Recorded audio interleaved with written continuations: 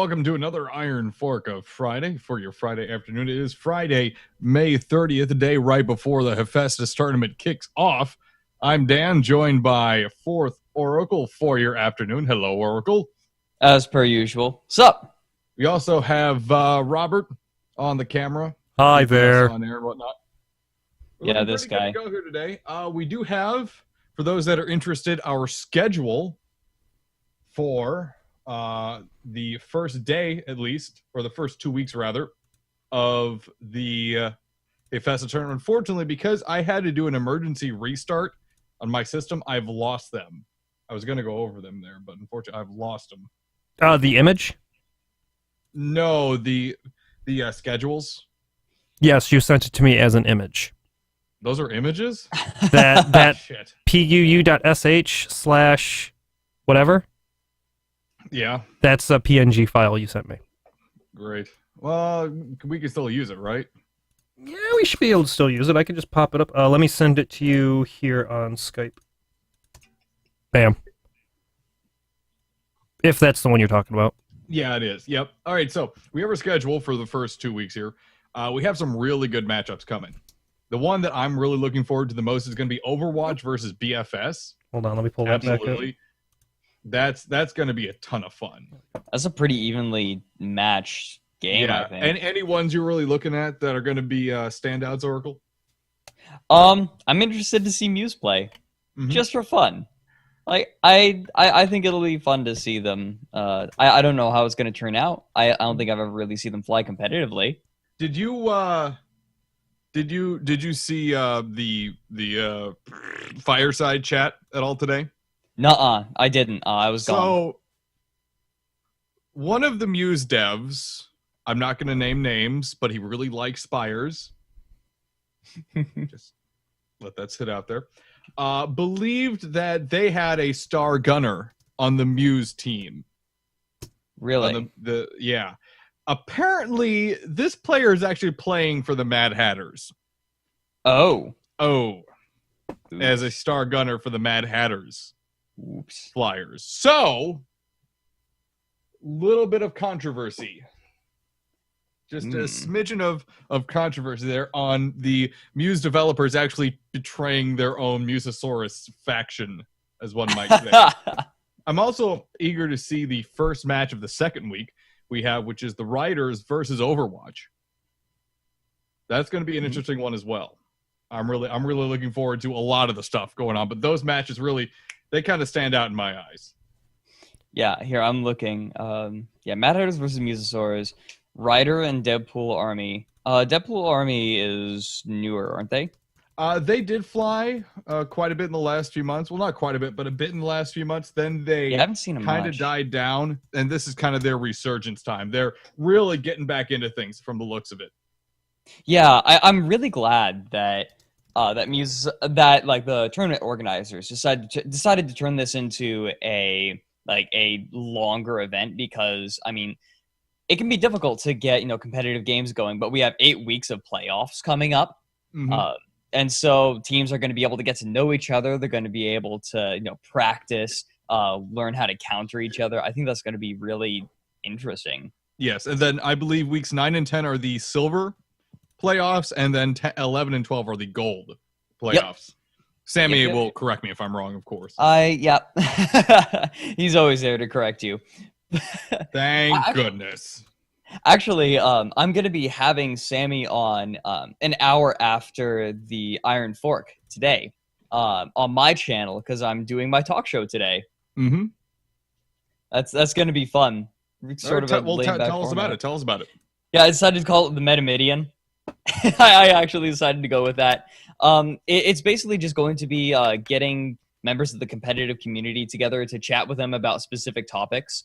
I haven't really told Sammy about what the topics are specifically going to be. So it's just going to be off the cuff. This isn't going to be like, this isn't going to be like Charlie Rose style, like here are the questions, and we're going to grill you on them in the big black background. But inside the captain's studio. Oh, Sammy BT, what is your favorite color? But anyway, yeah, it's just gonna be us chatting about the meta specifically, and about and just the things about the competitive scene, strategies that teams are using, and ones that we think will be strong. And then it's going to be happening. The show's going to be happening a day before the Hephaestus Challenge every week, so it's kind of a nice place to come to say to if you don't know what to expect and what to look for, strategies to look for, and that kind of thing. And the teams they're going to be playing. So that's kind of the idea around it. And I think it's going to be fun. It's going to be very relaxed, though. It's going to be like probably about an hour, hour and a half of just talking about the meta and theory crafting a little bit. Well, Yay! Well, there we go. It'll be fun to listen to. Sammy's always a good one to number crunch, too. Very few people outside the Ducks have seen the immense levels of spreadsheets they have on everything in the game. Yeah. But Sammy is one of the few that's seen almost all of them, if not all of them. Yeah, the one of the things that sort of sets the Ducks apart is their theory crafting. All of their ships are based on very sound theory, not just like feeling out, and they always have a theory in mind, and they have the numbers crunched, and then they take it into the game and try to see how it goes. Absolutely. And that's how they ended up with their. That's how the Mandarins ended up with their double junker build. Well, there we go. There we go. We do have, however, everything going on right now, which is the Iron Fork of Friday. It's a 2-hour public event. The password for the room is thrown out in the general chat for people to join in as you'd like. There is one spectator slot available and a crew slot available, actually, on Vunsov's vessel, the Rambition. But not too much space left. So thank you all so much for joining us here on twitch.tv/The Rob and Dan Show. It's great to have you here. It does go for about 2 hours, guys. And just so you know, for the last hour of today's event, I'm going to be stepping out and letting Rotted Beef get a full shift in, since he got cut off pretty badly last week. Yeah, but he only got like the last 40 minutes. It's kind of sad. Well, we'll give him a full shot. Apparently, people really enjoyed him too. Yeah, he was a lot of fun. I really enjoyed casting with him. Yeah, he's got a little more energy than I do. He definitely has a professional sound going as well. So a lot of stuff going for him. Well, we have full ships. Should be getting underway. What do we have? We have a Hwacha-fish on the Dory. Foz of the Pira, double gat. What's the joke? Like Dory, as in like it from Finding Nemo. The fish. I never watched Finding Nemo. Okay, well that would explain it. Foz of the Pira, double gat. I still don't like it. I'm not a fan of it. Fox loves it. I think that's what's important. He'll swear by it. He'll swear by it, man. Yep. Circumspect. Jacob, what are you doing? You have a carronade on the front of that spire. Arundel going for the quadsha. I guess the quadsha, is that what we're calling it nowadays? I don't know. No, that's the first time anyone's ever said it. The quadwacha. With though I see a problem with this build. They have a Hades and the Lycon slot. That should be a harpoon. Oh my god. Silly Q Fox P. Down on the bottom that's Admiral Jake Sparrow's ship. Down on the bottom of the Rambition, as we get in game here, that is a pretty much an all Sirs vessel except for Tanya. Yeah. Wait a minute. I thought Tanya was in a clan. I thought Tanya was in a clan. What happened? Tanya was not Rhinos. Oh no, I think she was Rhinos. Was she? I think so. Someone correct me if I'm wrong in chat. I saw it once last week on the Iron Fork, and it's like 3 little letters attached to a name I haven't really seen much before. So it's like, Sammy, it's not Q Fox P, it's just Fox. No. We have. All right, let's go over.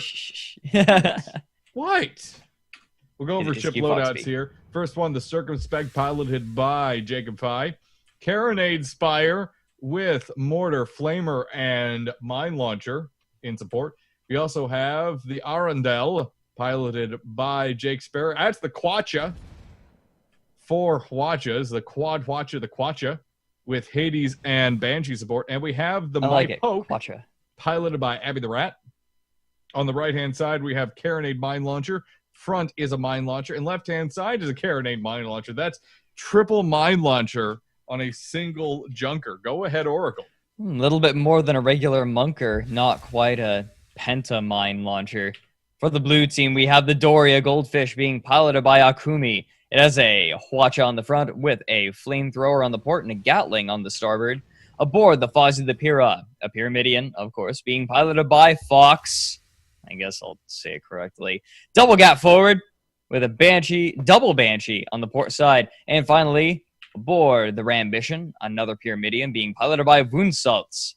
We have a Gat Mortar, a little bit more traditional, with a Flamethrower and Gatling on the port side. Interesting, they decided to go for the Gatling instead of the Flare.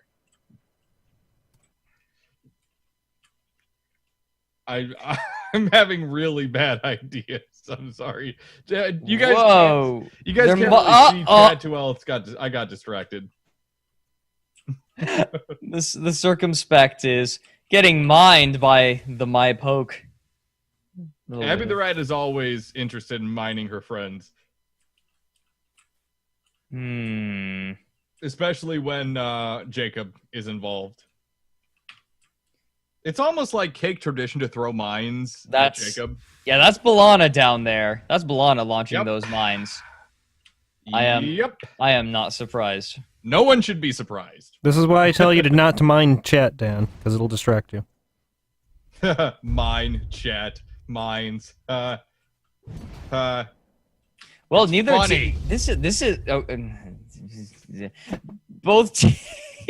Both teams are being grouped a up. little bit. Yeah, they're being a little bit slower than we usually see in the Iron Fork. Usually, we can't even get through ship loadouts, but this time we're being given a little bit of We're seeing respite. some conservative play, which is odd, very odd for the Iron Fork, because usually it is a testament to aggression, as James Tiberius Kirk enjoys pushing his cakes to the aggressive limit. I'd like to point out, God, what was that? A Oh, testament that's to why everyone thought we were paused. What? Who said we were paused? I didn't say anything. Apparently, someone in chat asked for a pause, and I didn't see it, and everyone else saw it. We were busy going through loadouts. We're actually doing our jobs. Yeah, Not paying these attention. guys are just sitting on their decks, twiddling their thumbs. Come on, man. Red team appears to be just sitting on their tushes. not Uh-oh. moving Because a they were paused. Tanya Fanul is gone. I want the harpoon. Fox is saying, don't want no meta mortar harpoon lumber. I want the harpoon. I think that the harpoon is really good on the port side of a brawling galleon. Why is that? Because it's impossible to escape. Like, it eats the first salvo. It's okay. Pulls the other ship in. Watches them to death. Like, when you have two Hwachas, the armor goes down remarkably quickly. Both blue team and red team really aren't going anywhere right now. Yeah, blue team is getting ready to strike red team. Red team is striking red team. Balana's having a little too much fun with that mine launcher, I think. Uh-oh, and Balana's left. People seem to be dropping. I'm not too worried about it.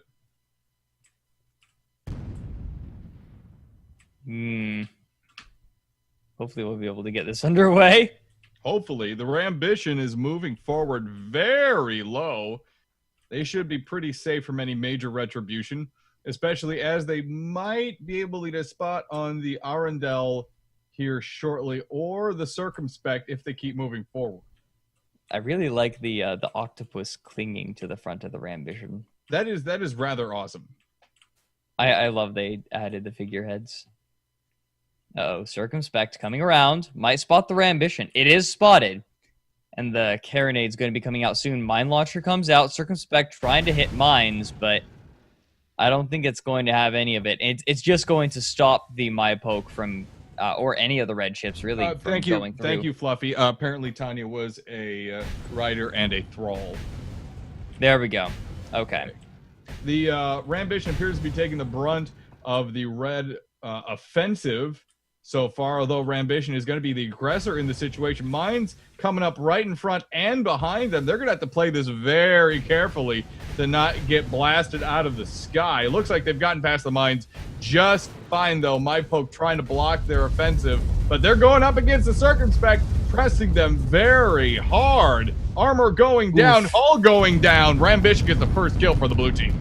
Yeah, when you go in that hard, you're not expecting to back up anyway. Those mines, not a single mine hit. They really needed to land one of those. And they have plenty of opportunity, but not going to get any of it. Rambition losing 2 of its engines. It's going to drift into the wall here and bump a little bit. There's the bump.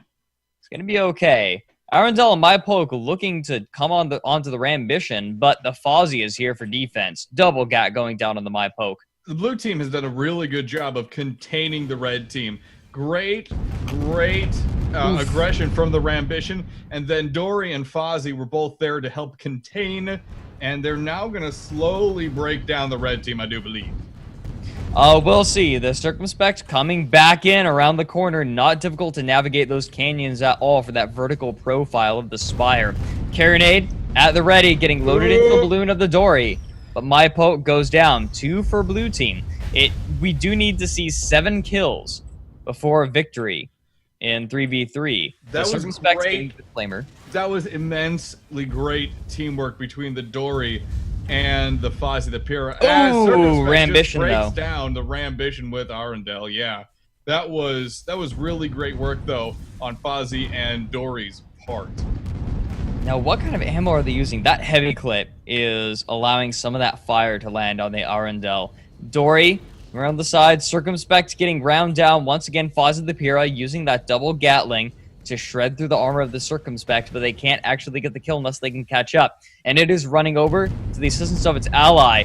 But that Watcha going to bring down any sort of defense that the Arundel can bring to the Circumspect, and I think the Fozzie the Pyrrha is going to finish off this Spire pretty quickly. Absolutely easily. The Dory is easily able to absorb the fire coming from the Arundel. Circumspect really didn't have an opportunity to get its aggression on against the Dory either. Arundel is going to be disabled while Fozzie the Pyrrha essentially has its day with the Circumspect. Flamer coming out, trying to turn that carronade on him. Are they going to get it? They need to pop that balloon. There it goes. Balloon goes down. MyPoke on it as well. They have that mine launcher. MyPoke did a really good job there of coming in and just saving the day of the Circumspect. Circumspect did a good job of turning things around too. Without the MyPoke, though, I do believe the Circumspect would have gone down. Yeah, absolutely. However, they're able to stick together pretty close. MyPoke getting a balloon ram. Their balloon is still up. Arundel still tanking the Dory. But the Dory just can't finish off this Galleon, not without some better coordination between the Gatling and Watcha. I'm not sure that the goal is to kill, just to continue. Ooh, there we go. Disable. That was a really good hull shot, though. Took about a third of the hull away from the Arundel. Dory has done an amazing job, though, of keeping that Galleon out of this fight entirely. Making sure all those heavy weapons, all those watches, aren't being used against the other blue ships. Yeah, absolutely. Circumspect chasing away the Rambition. I think they want to try and save the Arundel. The Arundel captain saying, hey guys, can't really tank this too much longer. And so the Circumspect chases away the Rambition. MyPoke, are they going to chase over? No, the Circumspect is going to turn around, load some carronade into the Dory, but the Fozzie the Pyrrha is right there. Right there to cut him off. Oh my god! Flamethrower going up to Fozzie. Armor down on the Circumspect. Great work there. Fozzie just getting right in on the Circumspect's face, taking about not all of its armor, but a solid chunk of its hull and armor off.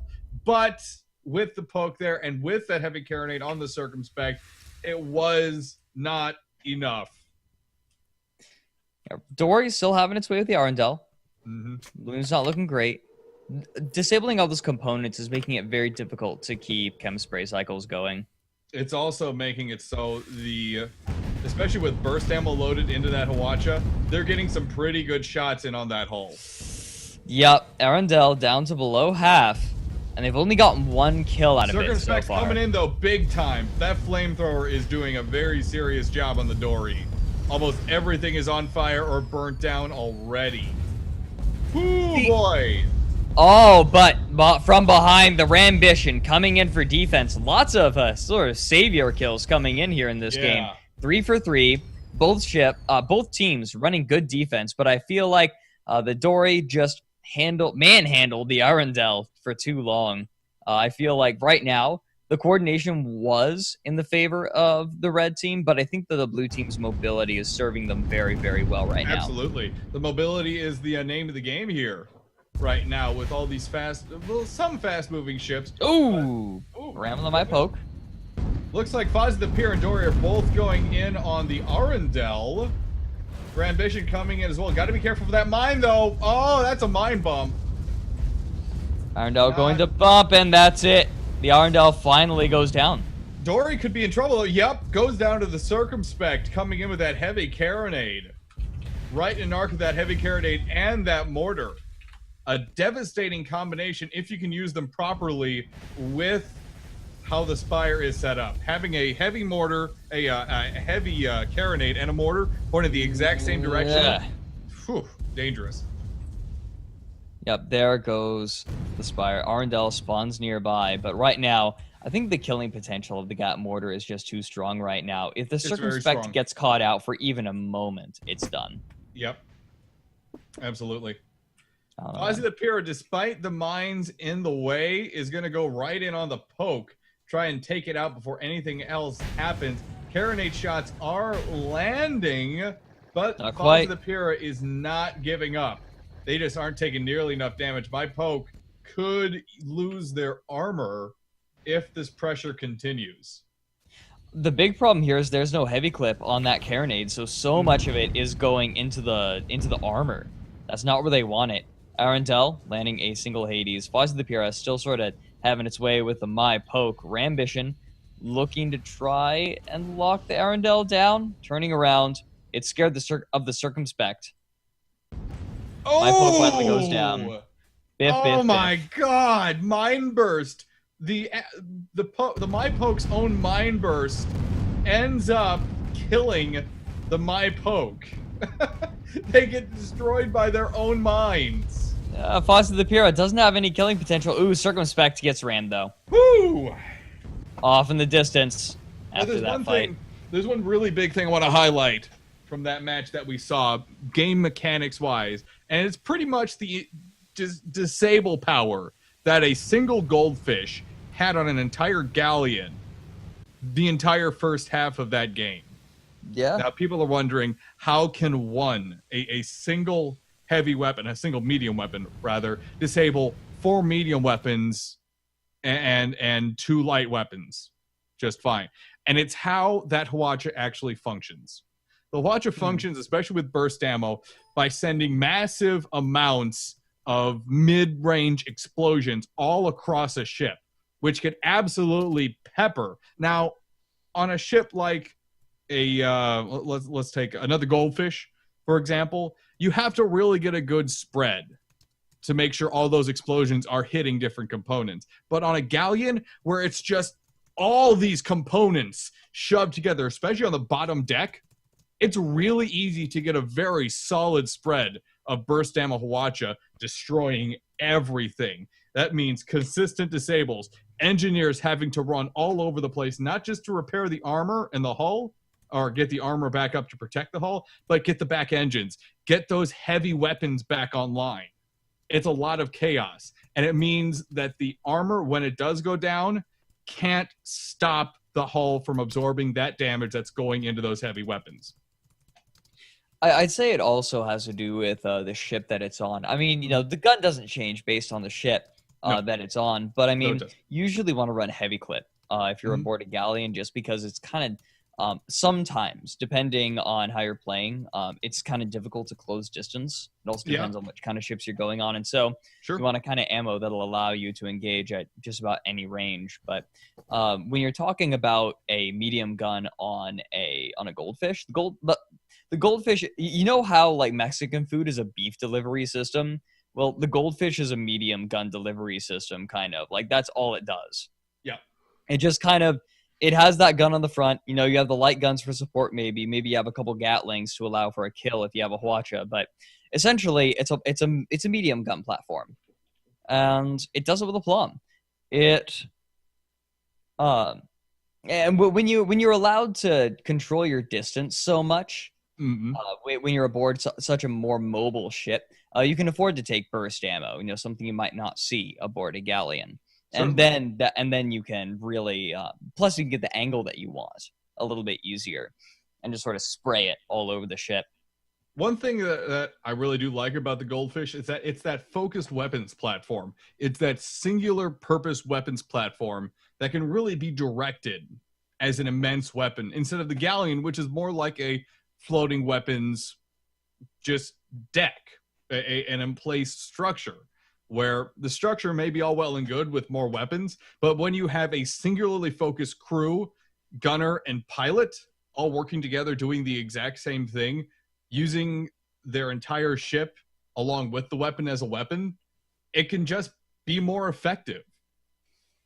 It depends. I think it definitely depends. Though, brawling galleons are becoming a thing again, at least in pub matches. I don't know how it'll work in competitive matches. I think it has potential, especially with a harpoon. The harpoon being buffed, having that on the port side. I've been pushing it for a couple weeks now. But I really think it's good, and I think it has competitive capabilities. Just because it's impossible to escape that close range side. But I think with plus of the prevalence of chem spray again, I think that it's a definite possibility. But it will necessitate what's been sort of convention on galleons is you just have an engineer pilot the ship instead of having an actual pilot. So that way, you have more repair capability because you're not going to be moving a lot anyway, because up till this point, most galleons have been sniping galleons. Every competitive galleon, pretty much, except for like maybe one or two exceptions, has been a sniping galleon. But if you're going to be getting in close, you're going to need a pilot. Like you're going to need more piloting tools to get in close and continue brawling. I think it's also a situation where the galleon may have the most weapons, but it's also absolutely the least maneuverable. Whereas the junker, it has 5 weapon slots, and it's still relatively well maneuverable. It may be light weapon slots, but you can still have immense kill potential with those. Mm-hmm. So when people want to take a weapons platform, I mean, you have the opportunity to take a galleon and lose out on pretty much all of the maneuverability you could possibly have. Or you could take a junker and have a very similar number of weapons, 5 versus 6 weapon slots. And you could have a lot more maneuverability and a much harder to hit profile, especially when doing long range combat. Mm-hmm. So I think when it comes to weapons platforms, the junker is still just a slightly better choice. I'd say in general, yeah. The galleon definitely is more of a support ship. You always see it in that role. You never see it as you almost never see it as the mainstay of a team. I mean, the Clamor? Who was it? No, the Waddling. The Waddling used double galleon for a little while. I think they've since changed it up. But we saw it in scrims a little while ago. Remember that? And it worked. It worked decently. Absolutely. They had sniping going on. It only worked because they covered each other, and they basically they flew their galleons really similar to how the Mandarins flew their junkers, or still fly their junkers.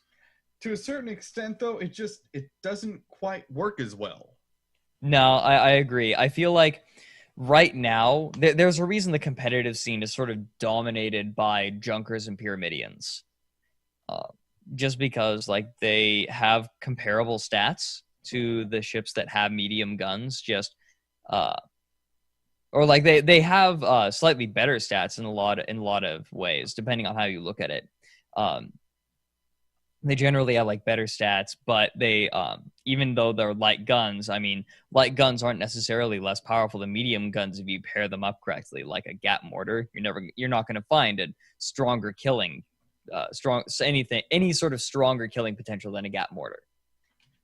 Disabling power for close range. I mean, instead of a Hwacha or a Carronade, you could get a combination like Carronade Flamer or something like that. Something that's become popular on Pyramidians, especially recently with the Flamer buff. Mm-hmm. Okay.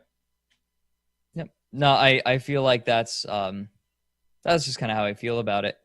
I think right now a lot of the other ships are sort of rendered obsolete.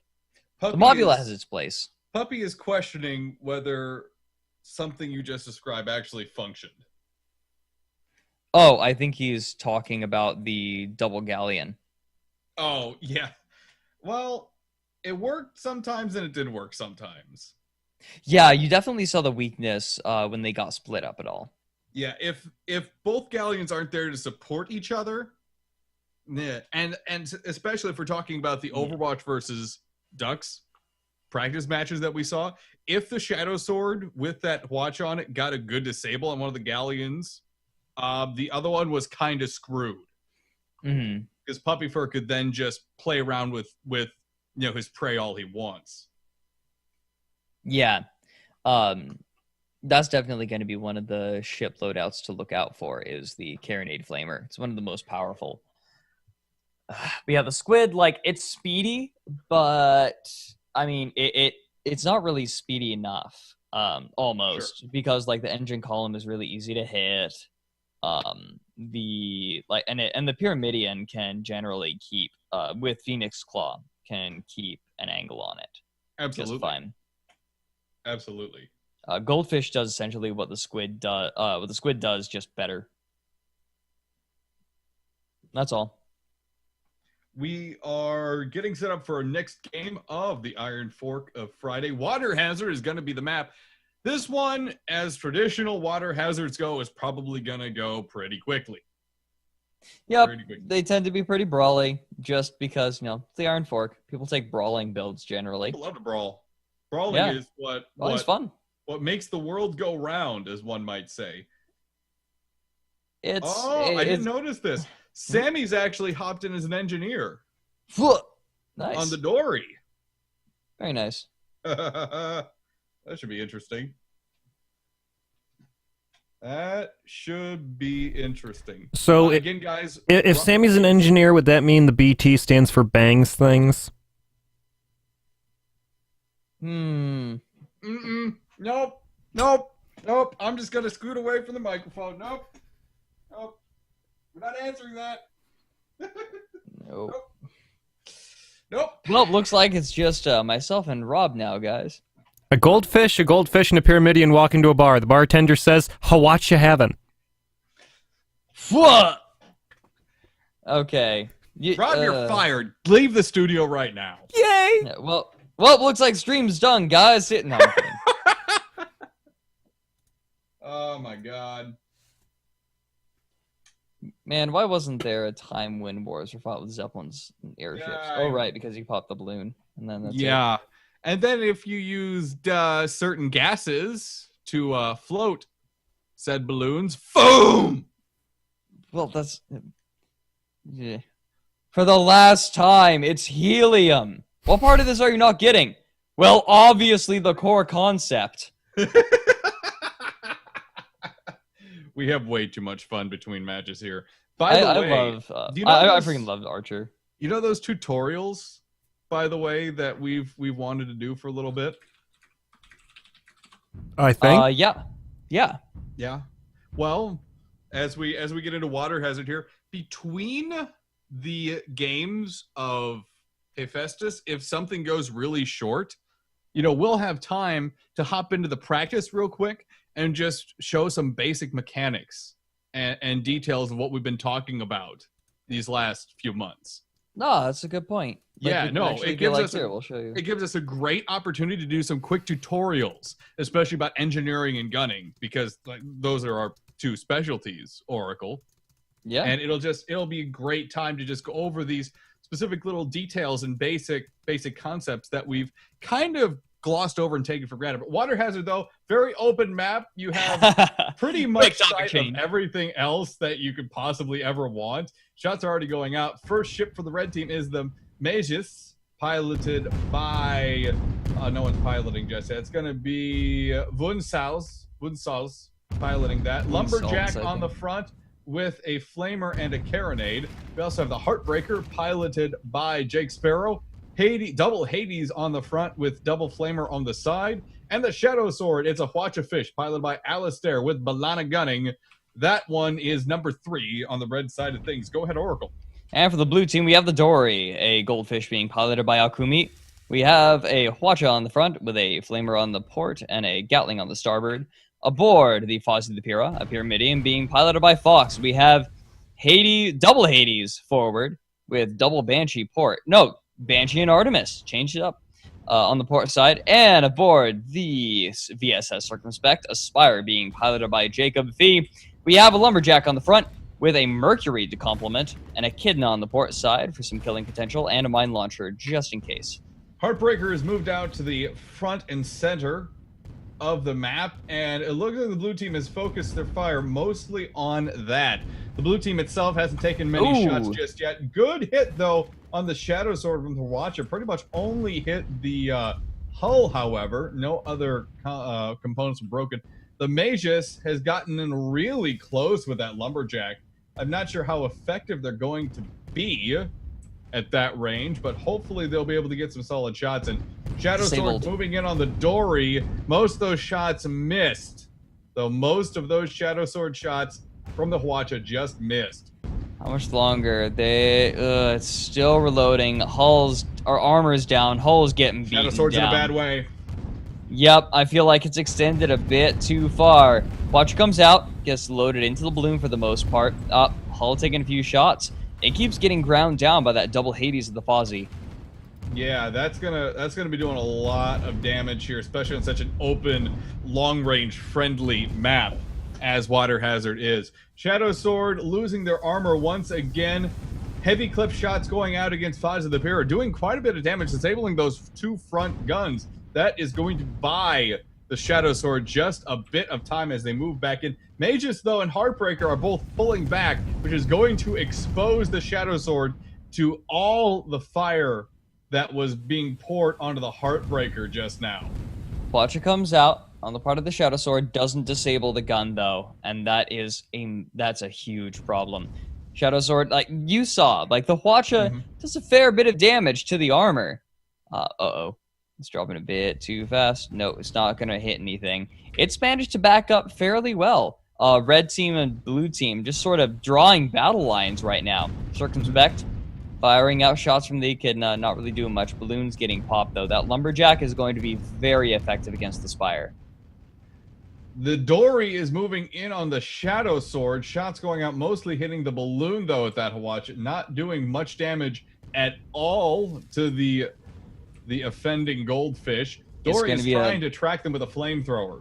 It's going to be a very slow fight over there between the Shadow Sword and Dory. Shadow Sword trying to pick a new target. Heartbreaker finishes off the Circumspect, and it is going to turn around on the Fozzie, which is now flanked by a goldfish and a Pyramidion, trying to move out to its ally, the Dory, and provide supporting fire, but I think the Shadow Sword and the Heartbreaker are going to be able to say something about that unless it moves in too quick. The Shadow Sword has a clear shot on the engine column of the Fozzie. A few shots do indeed land, but there goes one. Not enough. Only one of the engines goes down. Fozzie should have lost their entire engine column just now. One of them was so close to being destroyed, so it slowed down significantly. Didn't destroy the engines, but slowed them down more than enough. Medji's able to get away a little bit, throwing out the Lumberjack. Not quite able to hit the balloon the way they want to, though. An iffy situation here, especially with how aggressive Fozzie's being with the Shadow Sword and Heartbreaker right behind him. 2 engines are down. He's lost his armor. Fozzie the Pura's armor is down, comes back up just for a moment, though. It's not going to last long. Hull's exposed again. Heartbreaker's moving in for the kill on Fozzie the Pura. Magus is just the bait in this situation. Heartbreaker gets the kill. Fozzie the Pura down. Now this is going to be a 3v1 situation. Dory not going to survive this much longer. That Hwacha going right into the hull. Going to grind it down pretty hard. But I think they may be able to buy themselves a little bit of time. Circumspect firing in. Lumberjack not landing the way that it needs to right now. There's one. Balloon's on fire. Shadow Sword coming in with that flamer. Armor's down. Dory trying to make something of this, but I'm not sure they're going to be able to do a whole lot. Fozzie the Pura off in the distance. Going to have a little bit of a difficult time landing any of these shots, though. This is a tough situation for the blue team now. They were drawn out essentially 1 by 1 by the red team and picked off with just Dory alive now from that first round at this point. Though the Fozzie the Pura is coming in quickly behind the Magus, and the Circumspect looks to be getting in a position to take a few shots at the Shadow Sword. They are definitely landing. Great, accurate fire from the Circumspect. Heartbreaker, though, not happy with that. Shadow Sword and Heartbreaker both getting into a position to take out the Circumspect. Just not enough firepower to bring a ship down fast enough. Fozzie the Pura going to fire on the Magus. I think it's going to be pretty easy to land those shots. Those Lumberjack shots have not been landing home. Not the way they need to. Circumspect going to be focused down. Hades is so easy to land on a Spire. It is incredibly easy. Half of that balloon is hull. Those strips of metal and that huge front ornament, it rings true. It hits true as hull.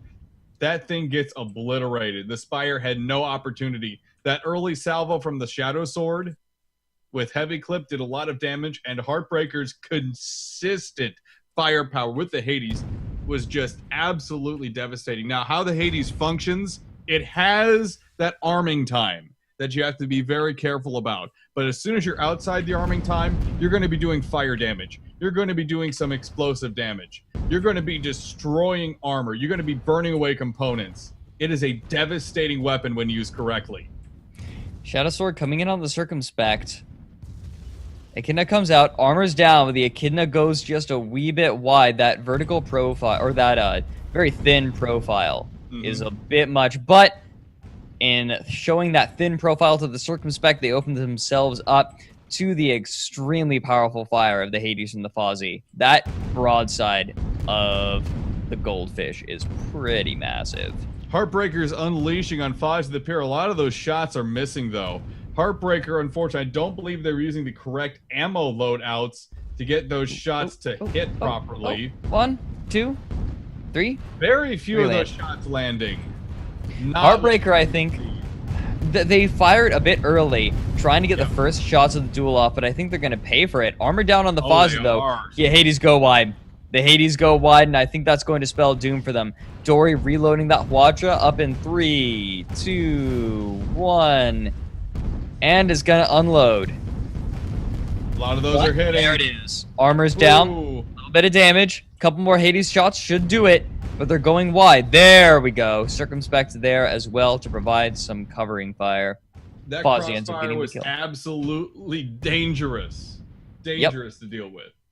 3 for 2 right now. Red team up, but only by 1 kill. Still a fair ways off from victory for both sides. We are looking at 7 kills before we see a victory on either side. And right now, Magus is doing a really good job of sort of locking the blue team down in that corner.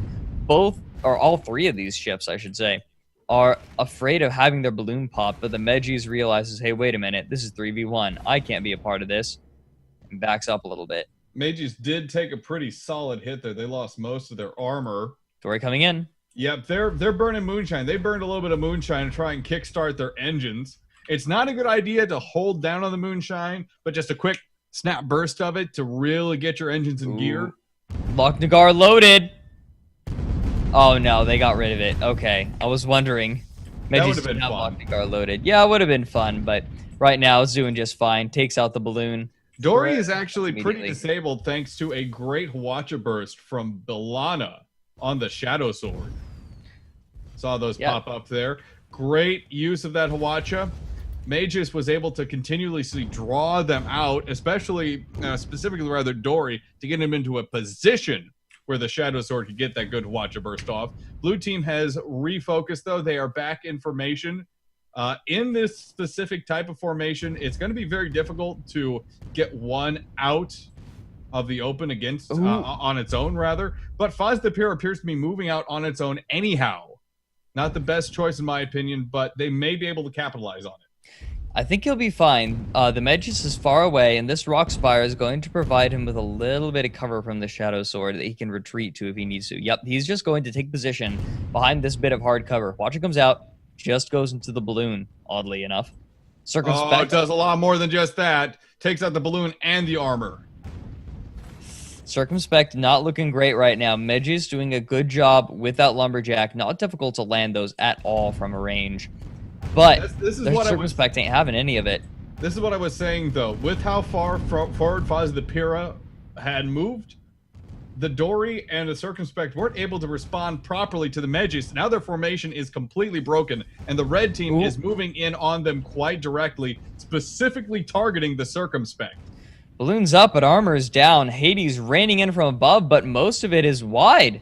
Yeah. That's not landing the way they need to. Medjus is going to keep the Circumspect locked down for just a little bit longer. Great lumberjack shots from the Medjus. Great lumberjack shots. Holy hell. But the Dory is coming around from behind, taking its time getting over there, though, giving Medjus a little bit of a chance to come in. Circumspect still alive, but the Medjus might see to that. Medjus tried to get a ram kill on the Circumspect, which would have worked had the Circumspect not flown forward. Lumberjack range is maintained, though, and Circumspect is getting hit very hard. A few more Lumberjack shots. Medjus gets another kill. That's 4-2 in favor of the red team. Yeah, I think the Heartbreaker was trying to rain in fire to help out, but nothing was coming. Heartbreaker gets a ram kill on the Faz of the Pyr when Shadow Sword and Heartbreaker able to easily break that ship down. Dory is now all alone. If I can't hit anything at long range, heck, I'm going to close distance. Why the hell not? Yeah, if it works. If it works. Yep, Dory, once again, eating fire. This is looking a little bit familiar, having a bit of deja vu here. Medjus backing up, trying to get that correct Lumberjack range. Dory, in the meantime, eating that Hades fire. A lot of it's going to the balloon, but the balloon's down, and that's going right into the armor, or the hull, I should say. Hwacha does a huge hunk of hull damage. Heartbreaker loading up the hull with fire, gonna bring the armor down again. The Dory is just waiting to go down, but the Circumspect loading in some defensive suppressing fire from a distance, but it's not going to be enough. Dory goes down. There's the kill. There it is. 6-2. Red team really running away with this game in the latter portion. Later portion, I should say. Absolutely. Red team is doing an excellent job of maintaining control. They were able to easily break the formation that blue team had set up, partially because Faz the Pyr did lurch just a bit forward, a bit too aggressively for what was going on at the time. And it opened up the door for red team to draw out the Dory and the Circumspect. Now Circumspect firing in. Shadow Sword eating a little bit of that Lumberjack, I think. It looks like the Circumspect is going to be the primary target of the blue team, of the red team's aggression here, trying to get their last kill to win this game. Shadow Sword getting a bit too big for his britches, though, I think. Circumspect's balloon is down, but that's going to drop him down. Medjus looking for the ram. I think Are that's they what going they to be able wanted. to get it? That's what they wanted. Medjus Holy cow! Whoa! Beautiful. That was... I did not know that the Shadow Sword was simply a distraction. Shadow Sword was a distraction to try and get the Spire to go low so Medjus could sweep in, take him out. Oh, that was brilliant. Oh, my goodness. So it's already 5:54 Eastern Daylight Time. We're going to go ahead and bring in the rotted beef. Sorry, I got distracted there. If I can find him. No, your mic is not blowing out, Oracle. Okay. I thought it was. Okay. Glad it's not. Uh-oh. Overboard. Oh, son of a bitch! Who Oh, is no. this? This Thank is you, Lucas, for OBG. the, thank you, Lucas, for the caster command. Overboard Gaming is a fantastic group of individuals. Another dual caster combination. Oh, cool. Wait a minute. Rob, too? Other people do dual casting? Yeah. That exists? Yeah. We didn't start it? No. Well, now I don't feel original anymore. Sorry. They're the original board gamers. I don't know what to tell you. Well, either way, we're going to be getting a...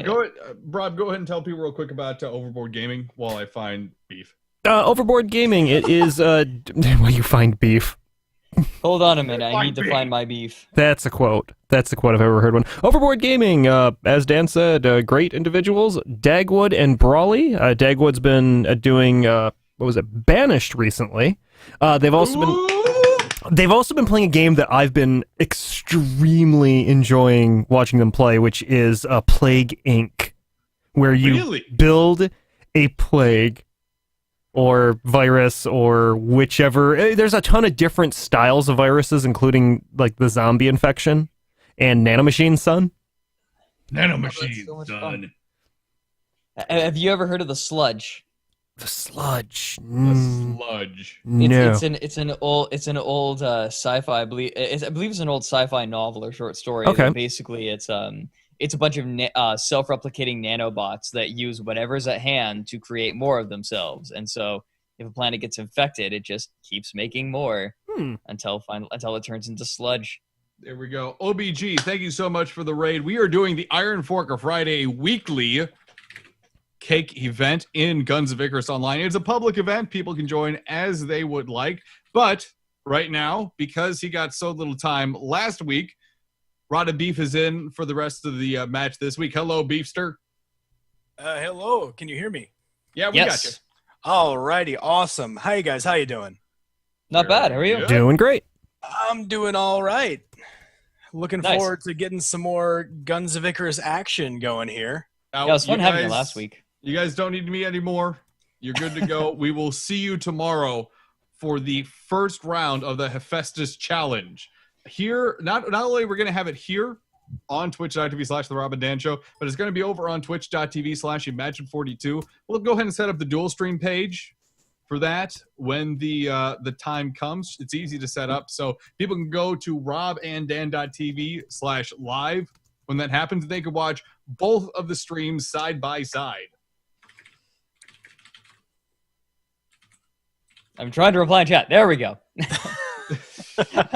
So it's just going to be Rada Beef and I for the end, for the last half of this Iron Fork, and looks like we're doing Crazy King. This could be the rest of the Iron Fork. It very well might. Crazy King just always seems to take about a day and a half, it feels. Yeah, no kidding. Because after about the first 3 points are taken, you just know all these guys are just immediately going to those next points before they're up, and it just turns into a brawl fest, and it never seems to end. Well, Guns of Icarus fights can last a long time. And so when the point only lasts for 3 minutes and it takes another, 15, 20 seconds to actually capture the point, Absolutely. you're not looking at getting much because you need, and then the score cap is pretty high. You need Especially 600 for- points. Yeah, it gets to the point where after a while you're just like, you know what? I think we might just let him have this point. Let's just be done with this. Yeah, that's a total of 10 minutes you need to hold points. That's a long time. Yeah, and considering that both teams are vying for that total of 10 minutes, it takes so much longer because a lot of that time is just negated with the original fight, and when you finally get someone there, I feel like once you actually get that point under your control, unless you have no one almost left there, you pretty much have that point because no one's going to take it from you. Yeah, I think there's a little bit of hope. The Scrub Hyena is a gap mortar. So there's that little glimmer of hope that we could get some kills going. Yep. I just It's I, not I a very big. It's like a grain of basmati rice sized hope. yes, it's not all that huge, but it's there, and that's what matters. Because with that small glimmer of hope, you can turn it around. You really can. It's like the entrance to Narnia. You got to believe it's there. Oh, double Hades Pyramidion. Heartbreaker is having a little bit of trouble. Oh no, they're changed to the Jamie Dodger. Squids, they tend to drag the game out, but sometimes. They can really make or break a good Crazy King match because with the squid you're the fastest ship in the game and you can just run circles around anybody if you really really want to, but when it comes to actually having a presence on the point before while everyone's there, you just kind of end up falling short unless you're just really really squirrely and just moving everywhere. Yeah. Oh God. You remember? All right. The squid just needs to survive. Yep. And Did it's they, dead. did they actually make? Did you actually make a highlight of that? No, I got to go back and find it. Oh God. That was a beautiful moment. I do have the archive saved on my computer. I just need to go back and see if it's still up on the Twitch page, so I can grab it and make that. Okay. That was more amusing than it should have been. I'm going to be entirely honest. I feel like it was just the fact that it was such perfect timing. Mhm. Like, oh, Squid could do it. Squid could do it. And oh, nope. There he goes. Wave goodbye to the Squid. Well, the key to comedy is Exactly. timing.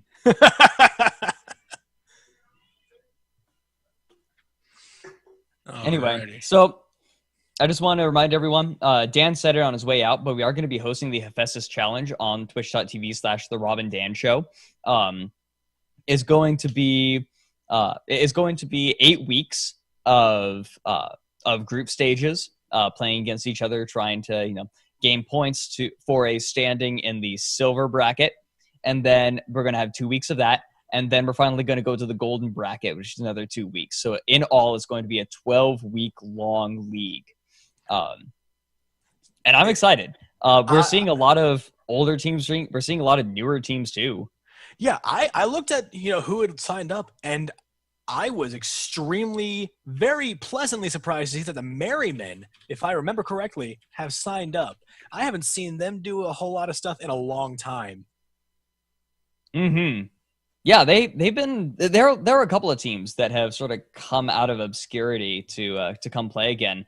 BFS hasn't been playing much at all recently. Yeah, they kind of been dormant for a while. Yeah. Let's see. The Musosaurs, which is the Muse team. So the developers of the game are even getting in on this. Mad Hatters, they've been struggling trying to get people to join up. They've even changed both captains in the span of it. Let's see, the Clamor hasn't been doing a whole lot recently. Deadpool's Army, they were around for a couple months. They've been gone for another couple months, and they're coming back again. I don't know. It's exciting. And the Glowwater Thralls, of course, have been around. Oh yeah, I mean, like, I'm really excited to see how some of these. I hesitate to use the term lesser known, but like, I guess Less active. I think less active active is probably more less accurate. active is probably the better phrase to use. I'm very excited to see how these sort of less There we go. active teams Okay. end up, kind of bringing what they have to the table. I'm wondering if we might see someone kind of come from obscurity and do really, really well. And I'm really excited to see if that happens. Yeah, I want to see. I think the potential is there, particularly because it's going to be 8 weeks, and these teams that sort of have a little bit of dust are going to have time to shake it off. Oh yeah, and that's what's really, really great about about having so much time to have this done. And the thing is, if you have a bad game, it's not really that big of a problem. You just don't get the point. But like, if you have this time to be, kind of clear out the cobwebs, break out some new strategies. If you think you might want to try some, dust off the old strategies that you think wouldn't work anymore. it's a very good and open way to be able to just see, you know what, this might work, this will work, this does work, this did work when we thought it wouldn't, you know. Yeah, definitely. It'll also be a time for teams to sort of scope out the more experienced teams, and or maybe try to see like, oh, they're testing this thing out, because it's really scary to use anything new around, when you get to the silver and gold brackets, when there really is an imminent danger of being excluded from the rest of the league. Yeah. And so a lot of the experimentation is probably going to be coming in the first 8 weeks. Bizarro is asking, is there going to be gameplay within 15 minutes? The answer is yes. We're just waiting on one more person to join in. Anyone in chat? Okay, we're going to get Fluffy back in. Fluffy's going to come back in. Darwin's I believe her game crashed. Yep, she's coming back in imminently. Actually, we should be seeing the game starting in the next 2 minutes here. I'm going to do a shameless plug. I'm sorry, I've been like rambling on top of you, but now it's time to advertise like shameless horse. Oh baby. An hour after this event finishes, I'm going to be kicking off the Metamidium, which is my metagame talk show about Guns of Icarus Online. So if you're curious about like the metagame, things that are powerful, it's a good place to come. It's gonna be fun, very laid back. Yeah, I've always enjoyed, being able to sit down, like even with my friends, when we're over at like one of our buddies' house, if we have nothing to do, we'll sit down and we'll discuss games. Like I remember we had a 3-hour conversation about the meta and theory crafting of Super Smash Brothers for the Nintendo 64. Oh, I love theory crafting. The game I casted before Guns of Icarus was League of Legends. And don't even get me started on League of Legends. I theory craft for forever. That's actually where I started shoutcasting. It was okay. No, I learned a lot from it. And I've gotten better. And I feel like Guns of Icarus is more my thing. I like Guns of Icarus. I like talking about, and casting this because you do have these really, really intense moments where things can go either way, but then you also have these little laid back areas where you can just kind of decompress after, screaming at the monitor for a couple seconds. Yeah, but nobody fires off their ulti. You don't get that douchebag Karthus ult. No, see, there's an equivalent in this game. It's called a Lochnagar flak shot. Oh my god, that was.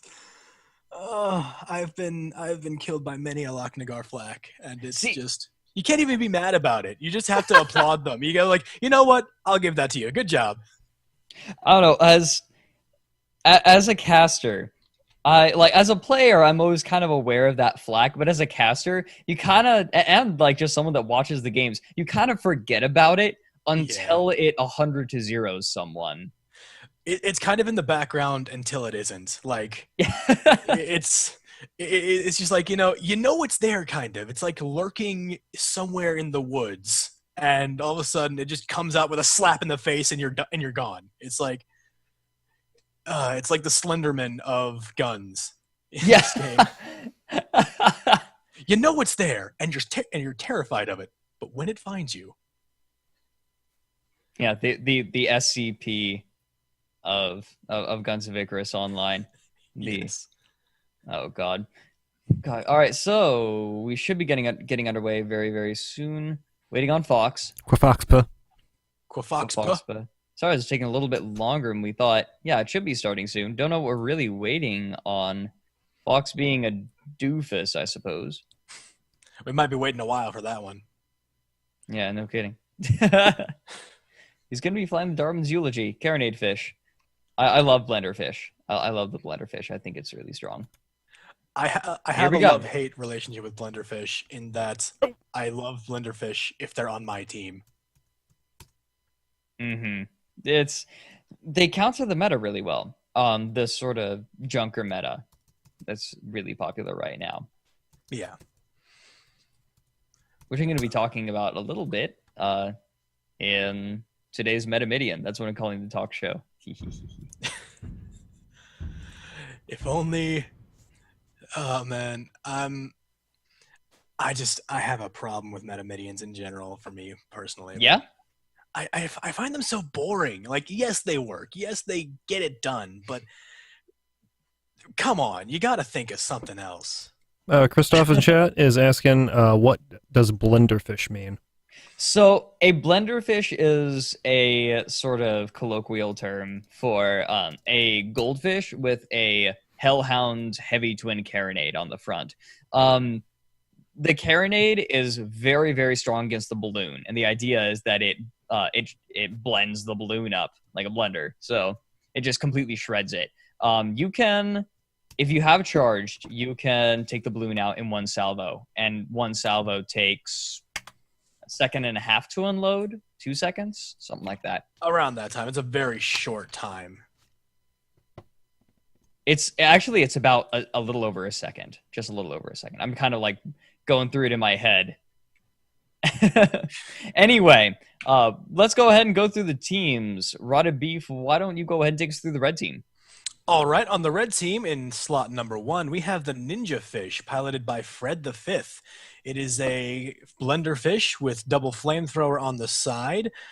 Bringing up on slot number 2, we have the Jammy Dodger. We have a squid here with a, looks like a rocket carousel with a flare gun on the back and a flamethrower on the side. On slot number 3, we have the Shadow Sword, piloted by Alistair. It is a Hwacha fish with a carronade mine launcher side.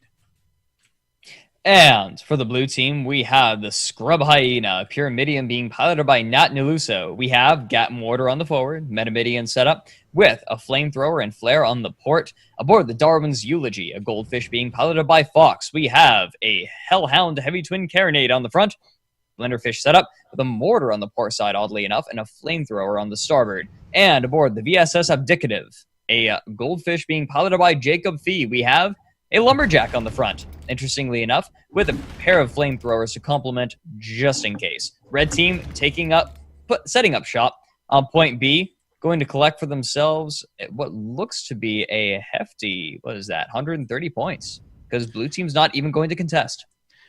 I figure they just kind of saw it and they're like, there's really no points in coming to contest this right now. They spawned near it. They got the lucky shot right there, and we just need to go ahead and get ahead of them onto point C here. Yeah, pretty much. But this is going to allow. Okay, so we have the abdicative that's saying, hey, if you get off the point, I'm going to take it. But at this point, I don't think red team really cares that much about losing that very much. Shadow Sword going to come around behind the abdicative, going to disable it, and then join its allies. If it can land those Hwacha shots, big problem there. A lot of Hwacha shots in that particular salvo right there, missing from the Shadow Sword. Armor down. Here we go. Ninja Fish, scrape, abdicative, just kind of scrapes the paint as it goes along. Shadow Sword coming in for support. Ninja Fish needs to get his balloon back up. There we go. Abdicative, though, going to eat a huge Hwacha barrage on its broadside. And you gotta give props to the engineers on those goldfish, because it is terrifying going up against Hwacha fish on another goldfish, because you know if the slightest thing goes wrong, everything just goes straight downhill. It's just, you gotta be on your game if you're going up against something like that. Yeah, the components are pretty spread out over the ship, but it's easy to hit everything with a Hwacha if you're getting hit in the broadside. So you kind of have to spread your dudes out, and you're down for a long time. We got the abdicative kind of having a little bit of a reply to the Shadow Sword. May not end up doing a whole lot in the long run, but the abdicative saying, you know what, we're not just going to lay down and die, because they're flaming the Shadow Sword so close to death. Engineers finally get that armor back up, and it's just a stare down right now, because no one's really firing off any shots. Well, you have a lumberjack aboard the abdicative. Not really going to do a whole lot. This fight isn't nearly as important as what's going on point C, though. Still 150 seconds left on it, and looks like we've just lost the Ninja Fish. Blue team looking to take control of this point. Scrub Hyena a little bit too low to actually capture it. The Jammy Dodger being chased away by Darwin's Eulogy. That carronade doing some serious work. And I think the blue team is going to pick this up. And yep, there it is. We're looking at both teams having about 135 points. Yep, and we got the Scrub Hyena over here trying to get a little bit of a peek around the corner from the geometry here, getting in with those Gatling shots on the Jammy Dodger here. Jammy Dodger just fighting to not get overwhelmed. And Darwin's Eulogy coming in hard. Oh, there he goes. That was Baby. short but sweet was that fight right there. Abdicative still putting up a nice fight against the Shadow Sword, despite not really being able to use that medium gun. They're really being annoying. They're just trying to make sure that the Shadow Sword stays out of the fight, so they're the only ones taking the brunt of all of that annoyance from the Hwacha Disables. As long as they can keep the Shadow Sword out of the fight, they are making sure that the red team is fighting at reduced forces, even if the blue team is as well. They're just trying to make sure that people are getting locked down. Well, I think the Abdicative realizes that it lost the engagement, but it's saying, hey, wait a minute. I lost this, but instead of setting my team at a disadvantage for a little while and just dying, I'm going to lock you down as long as I can. I think that's the right decision. Oh, absolutely. You got to make sure that that every single advantage you can possibly get, you got to jump on that, even if you end up biting the bullet for it. Cutting their losses. That's really what they're doing right now. Only 46 seconds left on point C. Point D is right now very heavily controlled by the red team. Ninja Fish already watching out for enemies incoming. Jammy Dodger as well. Darwin's Eulogy has been spotted. Jammy Dodger gonna have a bit of a difficult time fighting off these goldfish, I think. Yeah, I mean, I'm gonna have to agree with you that the one difficult thing about being in the squid here is that you just end up kind of dropping off in your utility, because once you get focused down or really in the line of sights of those goldfish, they're gonna come right at you no matter how fast you're going. Oof. Darwin's Eulogy overshooting the point. This might give the red team the chance to capture it. I mean, it takes a little while to capture a point, but these ships are slow. Ninja Fish already beginning the cap. Yep, looks like they're not even really going to have to bother too much with the fight going on. They're just making sure things don't go, horribly wrong. They're just going to let the Darwin's Eulogy kind of just get, slapped across the face a couple times by that Banshee. If the Ninja Fish can capture this, we have the Scrub Hyena coming around, but it's still a long ways away. God, this map is massive. It is just absolutely enormous. I'm glad no one took a Galleon, because it would never get to the point. No, Galleons sometimes get taken on this map, and it never turns out well. Darwin's Eulogy losing its armor. We might see a meat grind if the Scrub Hyena does come in. Jammy Dodger, I think, might be able to finish off this ship as the Ninja Fish turns around. However, Scrub looks Hyena like the coming Scrub in. Hyena coming in right behind the Ninja Fish. There's a turn. It's backing up, but it's showing its broadside to the Scrub Hyena. That Gatling is not going to have any trouble landing. Armor down. They're just saying, you know what? Don't forget about us. We're going to come right back at you. Hydrogen. Popping hydrogen to get up and out of dodge. Scrub Hyena going to struggle to try and rise. They do not have hydrogen. They instead decided to take Drogue Shoot. Good choice, I'd say, but maybe not. In this particular situation, maybe kind of regretting that decision. Yeah, I'm not sure that it's really necessary. I mean, if your balloon gets popped as a Metamidian, I mean, I figure, you're already in a bad position anyway, and you want to try to get out. Yeah, at that point, you might as well just kind of punch it with the engines and just get out of there. Ninja Mortar. Fish. Where's the mortar? There it is. Coming out too slow, though. The armor on the goldfish is very weak, but that also means right that it's back very up. easy. Yeah, it's very easy to rebuild. We also have the Darwin's Eulogy trying to duke it out with the Jammy Dodger while also trying to see if he can help his ally out with the Ninja Fish. Ninja Fish's armor goes down. His balloon just now gets back up. Ninja Fish in a very bad position here. Yeah, I'm not sure what the Jammy Dodger and the Ninja Fish are doing. They're leaving the point. They're going to be leaving behind 60 points. On top of that, the blue team might be able to pick up some for themselves. There, they let it get neutralized. I think that's a mistake.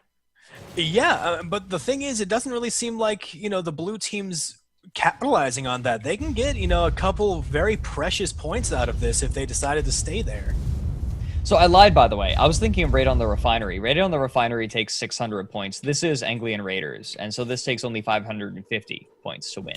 Ah, gotcha. Yeah, That 50 points does end up very often being the difference between a 30-minute match and a 45-minute match. It just those last points end up taking a day. Oh yeah, because teams are desperately scrambling to block each other, not necessarily even trying to win, just stop one another. Ninja Fish gonna get tarred out of the way. It made a pretty big mistake, I think. It popped the hydrogen when its balloon was damaged. I always am really dubious about ships that do that. It's like sort of a desperation move because you lose all vertical mobility if you It's use your last ditch hydrogen. effort. Yeah, because funny thing about the balloon, if it's damaged, not only does it decrease your rising speed, but it also decreases your falling speed. So it affects your vertical mobility, like just in general. Yeah. On the point now, we got the Abdicative desperately trying to hold off both Jammy Dodger and the Shadow Sword. Scrub Hyena coming in, seeing if he can help out his allies. It's turning into a kind of bumper car match over there for a second. Jammy Dodger having a tough time using its mobility. Its engines are all buffed, but its balloon ain't looking too great. Darwin's Eulogy doing a good number on it. However, the Abdicative's balloon is down. Shadow Sword eating it from the mortar. They gotta get it. There we go. There's the armor coming back up from the Shadow Sword. Props to the engineer. Scrub Hyena very close to losing. There goes its armor. Its balloon's also down. Balloons are just having a bad day today, it seems, because none of them are staying up for too long. Yep, Jammy Dodger coming in on the Abdicative, trying to sort of get the ram, but it bumps against the ground, and its balloon is now in arc, but it's a lumberjack. Can't do a whole lot there. Jammy Dodger is so close to going down. Its armor gets up right then, and it's gonna have a hard time getting out of this very compromising and very deadly position that it's in right now. It's just kind of sitting there as a target practice. Now, see, this is payback for last week. We're gonna say, man, the Jammy Dodger's gonna die, and then it's gonna survive for the rest of the match. It's exactly how this is gonna go, and you know it. Probably. I'm not even gonna put it past him. Oh, Darwin's so- Eulogy. Oh no! Oh, no. there he goes. Eat There he my goes. words. So either way, I was gonna eat my words. Sub Hyena coming in. Shadow Sword so close down goes Shadow Sword, and blue team is almost completely 100% in control. As soon as they get that Ninja Fish down,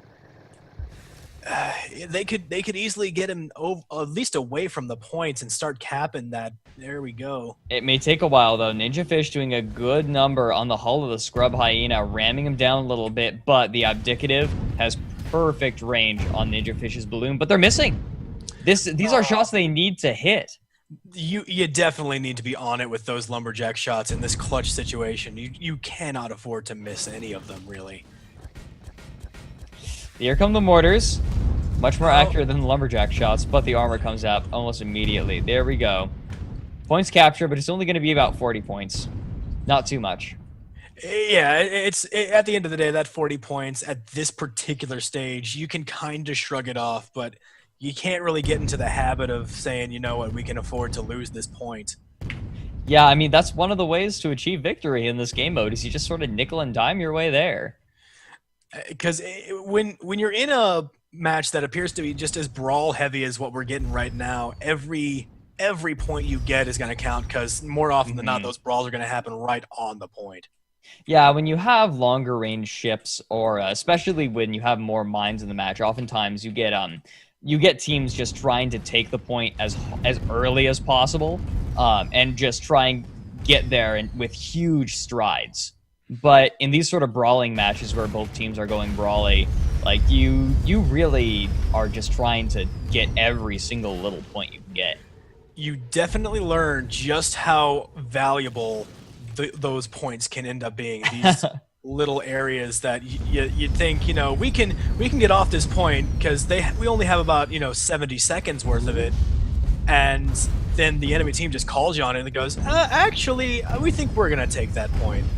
This has turned out really interesting. All 6 ships have managed to sort of get in their own little duels with minimal interaction with any of the other duels. Abdicative trying to land shots on the Jammy Dodger, Shadow Sword trying to interfere, not doing a whole lot in the Abdicative. Scrub Hyena turning back from the Ninja Fish. Ninja Fish There goes it goes. down. Yep, first ship down in this duel with still 140 seconds left on the point. Scrub Hyena getting a big old salvo of missiles from that Hwacha from the... Which one is that? I've just That's the blanked Shadow out Sword. completely. The Shadow Sword right there. I don't know why I forgot the name. Alistair would kill me if he heard It's me right saying there. that. Press T. Press T, man. There we go.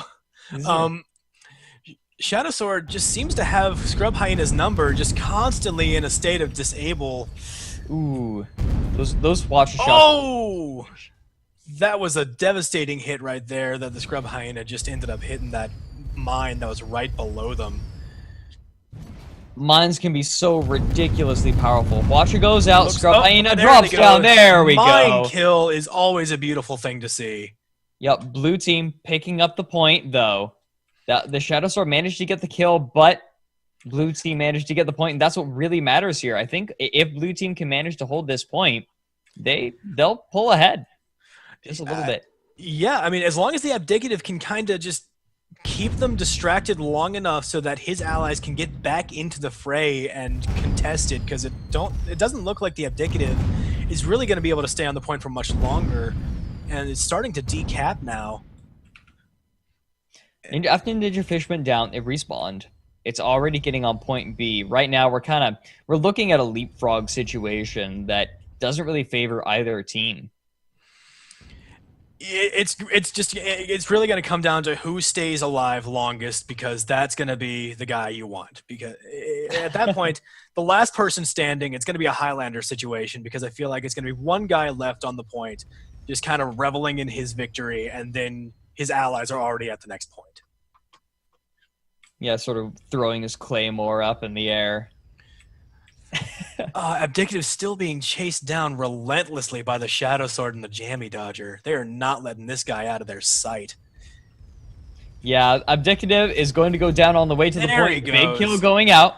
Still Darwin's 10 eulogy. seconds. We got 10 seconds until point B goes active, and I think the red team can take this. They definitely have the numbers. All they need to do is get on the point right under it, and then they just turn around and take out the Darwin's eulogy, make him retreat. And then they can focus on that Scrub Hyena that's just kind of bringing up the rear. However, it is getting behind the Shadow Sword, which is a bad position for the Shadow Sword to be in. He might not even notice he's there. There's the block from Darwin's eulogy. Important point about this particular game mode. You can have as many dudes as you like on the point, but if one enemy is there, it will block any capture. Shadow Sword eating it from the Scrub Hyena. I think like right now, the ship to watch is that Metamidian. Yeah, it's gonna be the make or break in this match, because once that Metamidian gets you in his sights, if you're not very, very careful, it will just take you out. Absolutely. Balloon's getting popped though. It might become a non-issue. Ninja Fish coming in. Balloon's down. Jammy Dodger coming in as well. Armor's down. Banshee grinding away that hull. That does a lot more damage than like I'd ever expect when the Banshee comes out. You never really expect it to do a whole lot. It's one of those like kind of dark horses that you just never really think of until you see it just absolutely destroying somebody. So this is really important right now. We have a cap going on just over the 2-minute mark. Shadow Sword goes, or not the Shadow Sword, excuse me. Ninja Fish goes down. 3 blue ships on the point. The real question here is, can the Jammy Dodger and Shadow Sword just buy time on this point right now?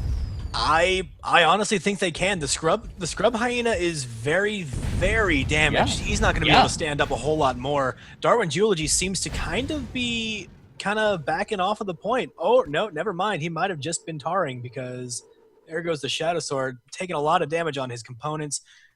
Turns around with that flamer, and there he goes. There's the Shadow Sword doing what it does best. Just disabling pretty much all the useful components on any ship. That carronade on the Shadow Sword has really been serving them well this game, I feel like, especially on this point. Jammy Dodger doing a good job of just keeping the Scrub Hyena from being able to launch any sort of damage, but they do finally have chem spray on those guns, and that might be it. So close! Nope, it's gonna stay alive for just a little longer, if only out of spite. Down. And down goes Borderland. Jammy Dodger. Scrub Hyena, with its what I feel like might just be its final breath in this particular point, taken down the Jammy Dodger.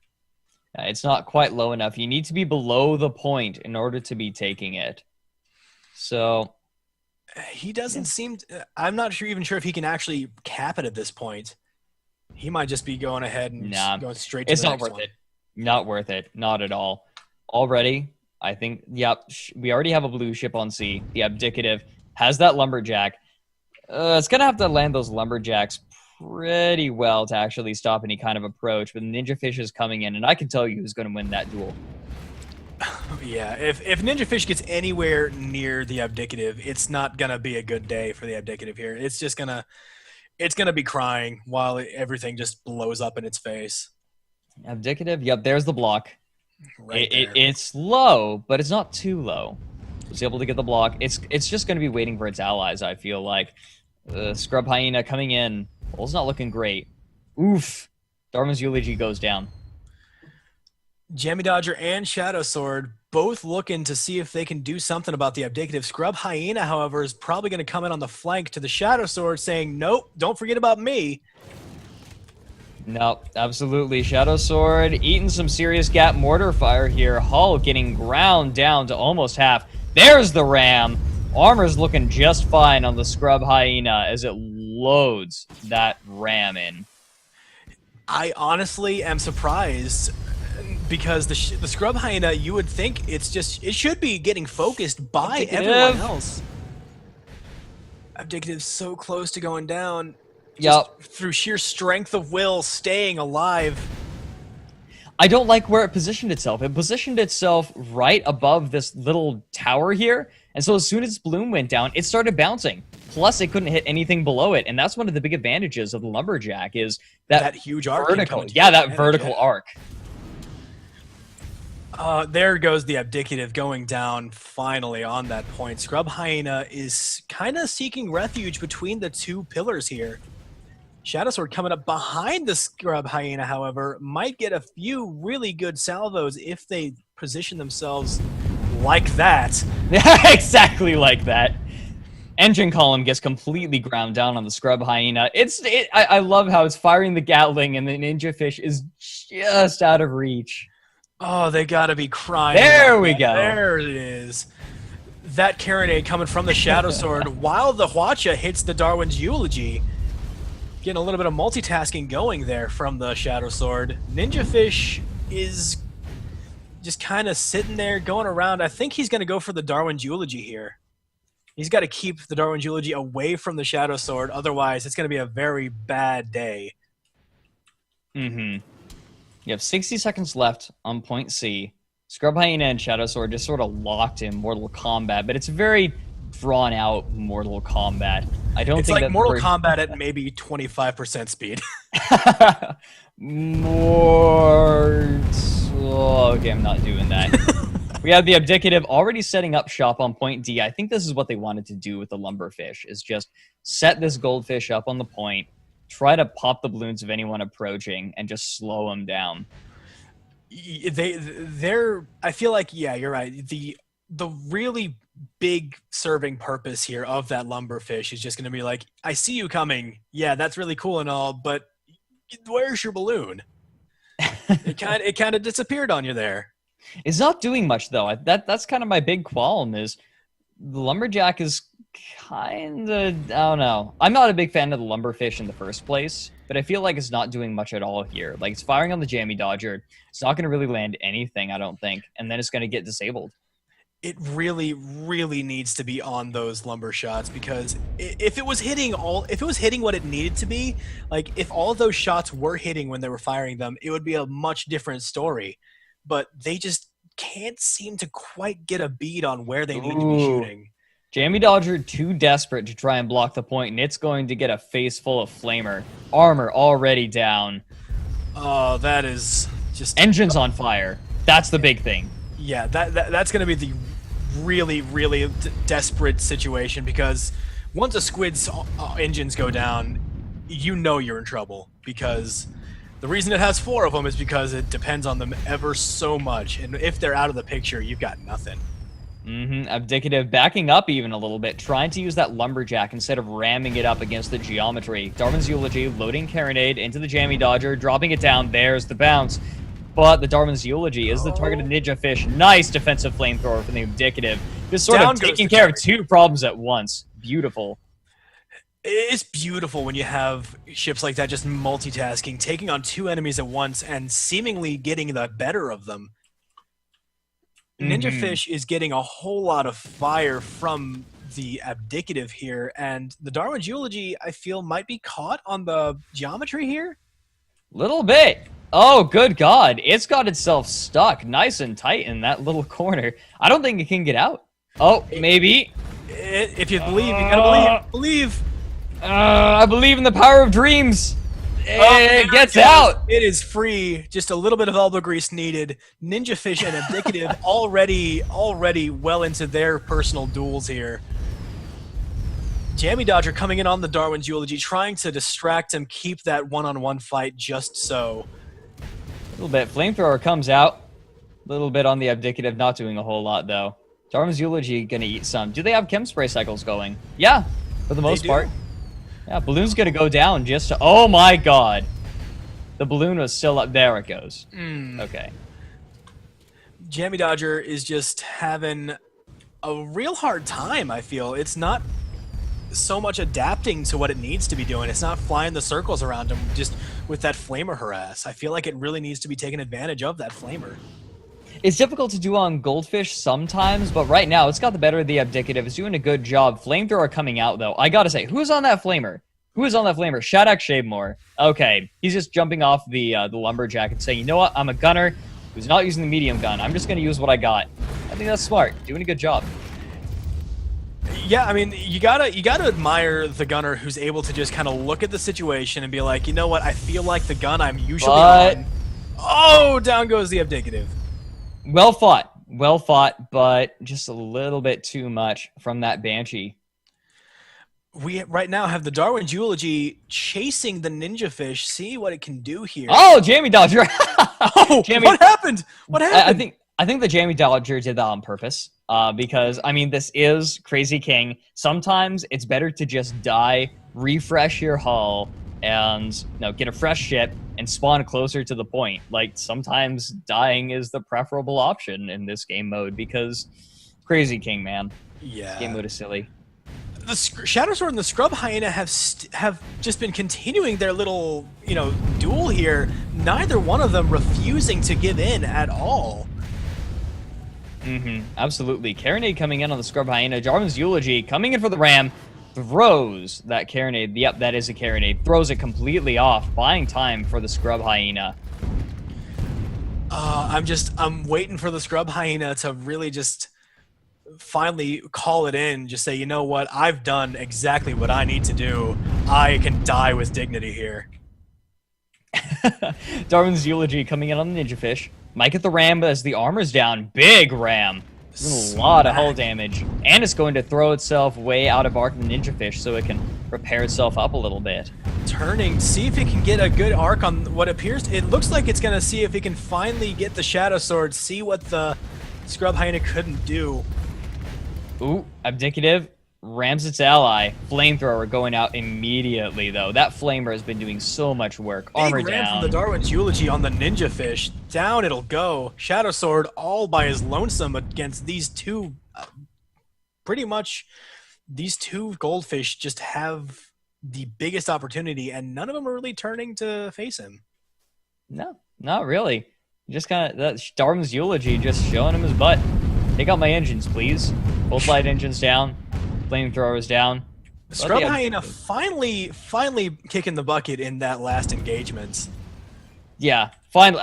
It's been on that much hull for, good God, how long now? For at least 3 minutes, I'm going to say. It was a very long time it was there. No, it's been longer than that. Each point is 3 minutes. And it's been at least much 2 hulls. points. No, it's been like 5 points. Has it? Wow. It had it back, or no, 4, I think. It had that much hull at point B. That's when it got damaged. And it's been around since then. The survivorship. Outlive, outplay, outlast, apparently. Yeah, apparently. Shadow Sword, eating Flamer. Jammy Dodger coming in, seeing if it can get anything. I feel like the Addicative tried to ram there. Jammy Dodger was just a little too fast to be caught by that.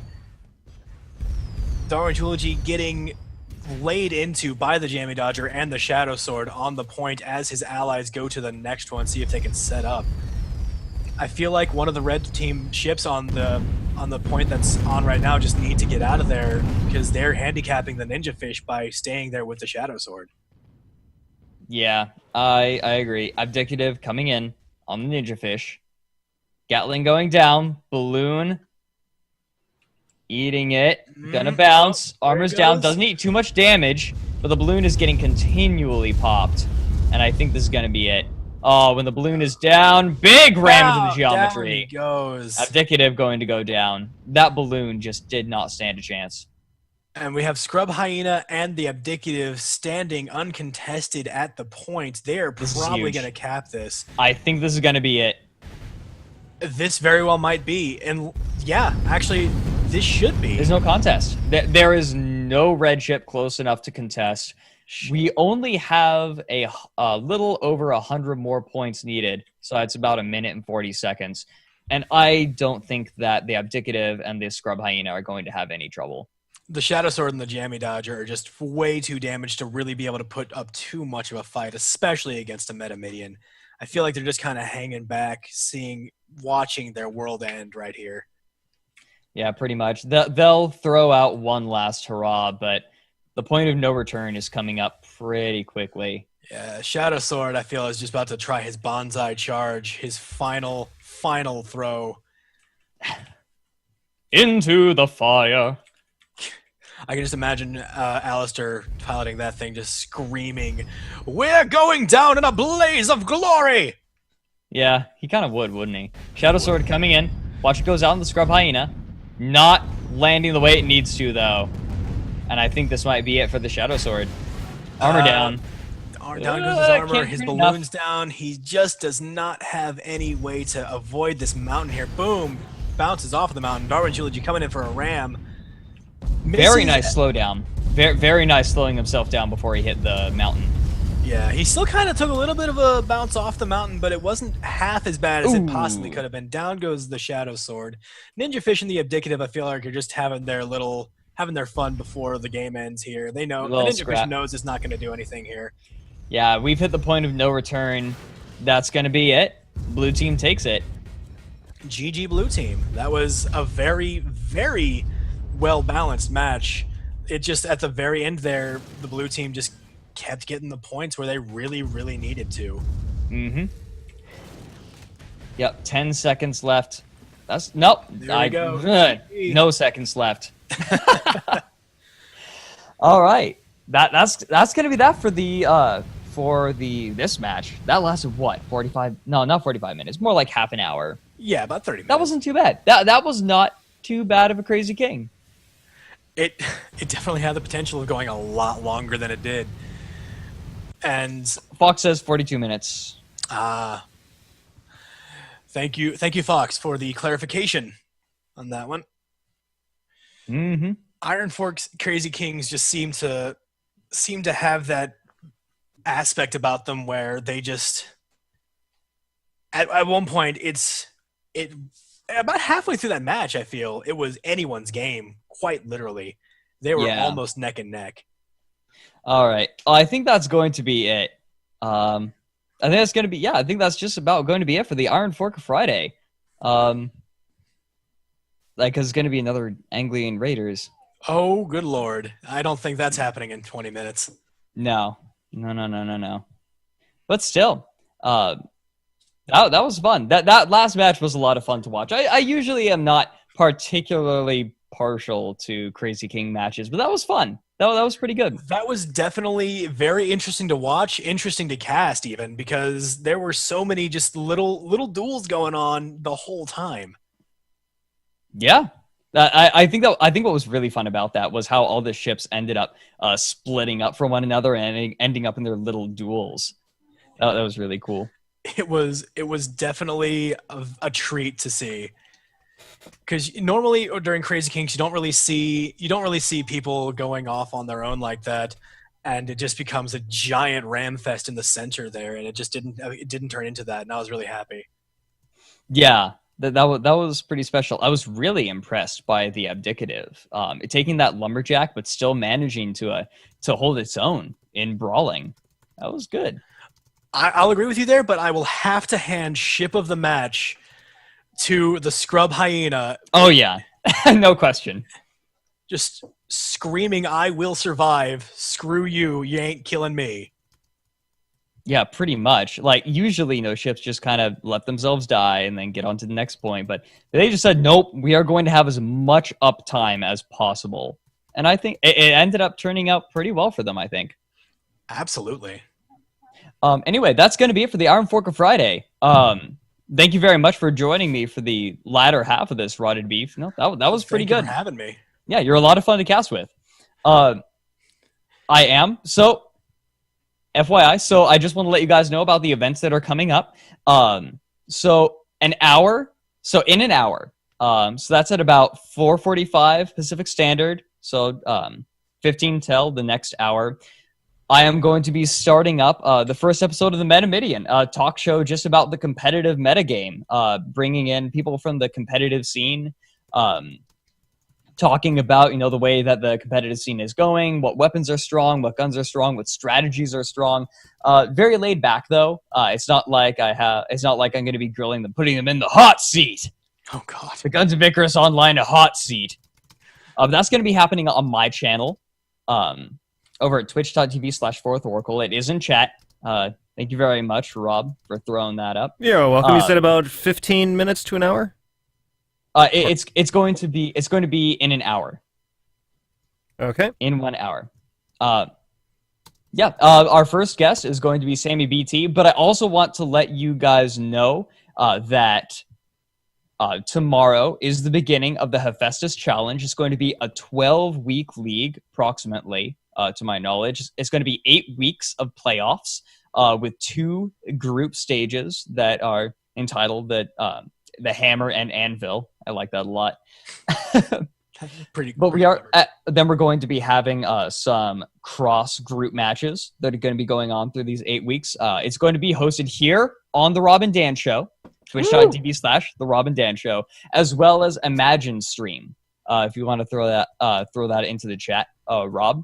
Okay. And on every Sunday is a much more casual event. Is that just Imagine, or I'm sorry, I don't have the. I'm not sure. Don't have the full username available. If someone could put that caster up there, that'd be great. But then after the Hephaestus, on Sunday is the Sunday Community Skirmish, which is on my channel. Every Sunday we get a couple of competitive teams to come together and do a little bracket, just to keep in shape, sort of almost like a sort of small televised, single day event that happens regularly. No huge stakes, just a lot of fun. Teams really testing out new strategies a lot of the time, so it's very exciting. And hey, Rotted Beef. Yes. I have a question for you. I have an answer for you. Hopefully. Would you want to cast with me this Sunday? I don't have casters lined up. Would you want to cast the Sunday Community Skirmish with me? Yeah, that sounds like it'd be awesome. Great.